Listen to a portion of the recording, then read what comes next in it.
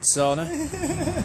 Você vai matar o velhinho do coração, cara? Vou matar ele do coração. Vamos lá. Não tô nem aí, meu. Segura aí.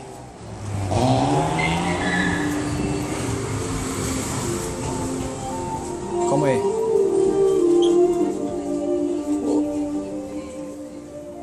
Silvio, eu tenho uma encomenda especial. Olha o meu filhinho aí, ó. Olha o meu filhinho aí. Tem esses dois aqui, filho. Esse é o meu irmão e esse 31 é preto. Pai.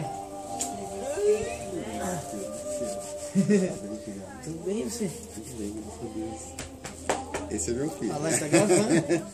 Manda um joinha pra galera aí do Face. O filho vai lá, avó, e a mãe foi procurar ela lá, no AMP lá, aí procurei no AMP, procurei no Janote, procurei no Hospital Piranga. Aí eu fui lá na delegacia ligar, né?